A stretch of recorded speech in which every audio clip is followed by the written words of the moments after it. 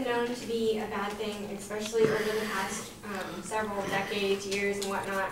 A lot of people think of drinking as in getting drunk or blacking out or going and getting a few drinks with some friends, which is fine. But a lot of people don't realize that when you moderately drink and have, or at least have one glass a night, is that it can actually have health benefits. It's a lot of researchers and scientists over the years, over the past like 50 years, have really looked into the effects that actually moderate drinking has, especially like in older women and older men, because that's they can't really watch somebody over their lifetime, because that person's probably either they're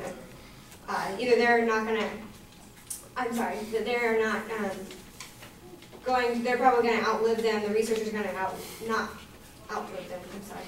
Anyways, so researchers have been monitoring and evaluating what the effects of a glass a night can do for you and the long-term benefits. So my claim is drinking a glass of alcohol every day is good for your health. Now, in order to explain why it's good for your health, I'm going to go through 3 main points. My first main point is that alcohol contains antioxidants that are healthy for your body. Number 2, alcohol reduces heart attacks and strokes. And then number 3, alcohol improves brain function and the immune system. So for our first main point, and I'm going to repeat it again, antioxidants are healthy for your body. According to John F. Tamara's Trends in Food, Science, and Technology, naturally occurring substances like resveratrol, quercetin, and catechin are discussed as their pharmacological roles as antioxidants, anti-inflammatory, and anti-clotting agents. Now, resveratrol reduces blood sugar, and then quercetin can be used in treating blood vessels hardening, circulation problems, asthma, preventing cancer, and inflammation. Now, most of these antioxidants are found in plants, which is used in what creates wine and beer. For beer, it would be in flavonoids. According to Margot Dink's Nutritional and Health Benefits of Beer, from a nutritional standpoint, beer contains more protein and B vitamins than wine.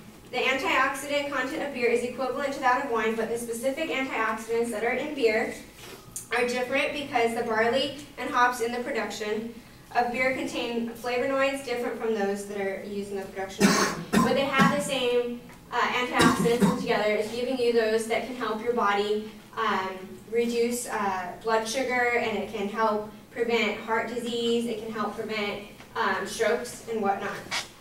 For our second main point, alcohol reduces heart attack and stroke.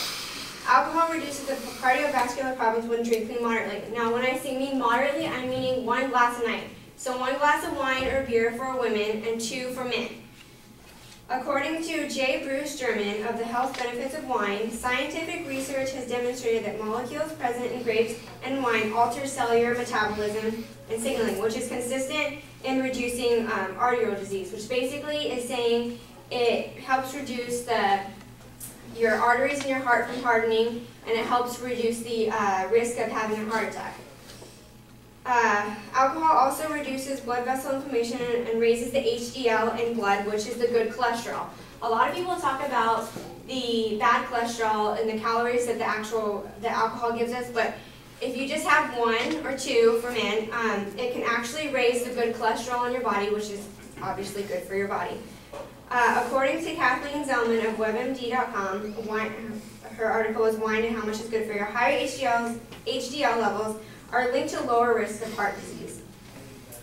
Now, alcohol can also stimulate your appetite, and it can slow your digestion. So, when you're having these 1 or 2 glasses a night, and you need to take them if you take them with a meal, it can actually it stimulates your appetite, but at the same time, when you're drinking, it can slow your digestion. So that way, when you're eating, you're actually consuming less of that meal, which can also help control your body weight and body fat, and it can also help with your heart disease. Now, for our third main point, alcohol improves brain function and the immune system. So alcohol's antioxidants, especially resveratrol, reduce the risk of food poisoning and bad stomach bacteria. So the more you drink, the less that you will feel from food poisoning, any ill effects from the food and whatnot. According to Deborah Gordon of Health.com, those who drink a regular glass of wine reduced by 11% their risk of infection of bacteria called Helicobacter pylori, a major cause of gastritis, ulcers, and stomach cancers. So alcohol can even reduce your chance of getting stomach cancer. Alcohol helps the blood sugar maintain at alcohol also helps your blood sugar maintain at an important level, which can reduce your levels of diabetes. Now, this is only if you drink 1 or 2 glasses. Alcohol stimulates your brain and preserves memories. According to a recent study published in the New England Journal of Medicine, a moderate drinker scored better than those that did not on tests of mental functions. So they actually scored better by 23%. They had a 23% less mental decline. Now, this was after evaluating over 12,000 women, this is mainly in women, but age 70 to 81, which is pretty interesting because at that point, your memory does begin to go. So all in all, and then with brain function, a glass of wine can also help you relax, or 2 beers can also help you relax, and it can ease those social pressures.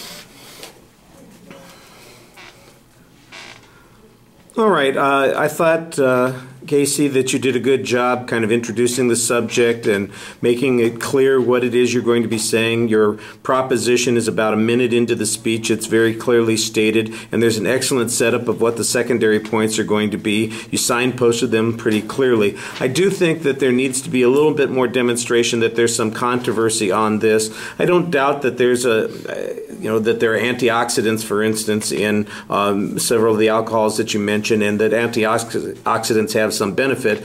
The question would be, is it the best source, or is it a primary source? Is it a better source of antioxidants than other things might be? There might be some more controversy on some issues like that. I think the third point, is where there's a little bit more controversy on this idea of brain function, and that's where you had a statistic that you presented at the end on people's ability to remember information.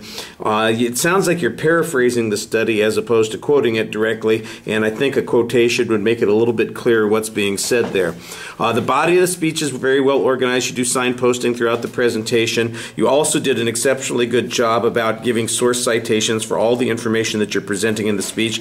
Like I said, I did sound a couple of times like you're giving us summaries rather than direct quotes, but there's usually good information on all of those points. I thought you had good audience contact during the presentation. I think you could use a little bit more of a summary at the end to kind of tell us, here's what the argument is, give us one more reminder about the point that you're trying to make. Yeah, I know that you went a little bit over time and you probably just figured it's better to duck out, but you can't get down from a good duck. No, you can't. Never mind. There's a joke there somewhere.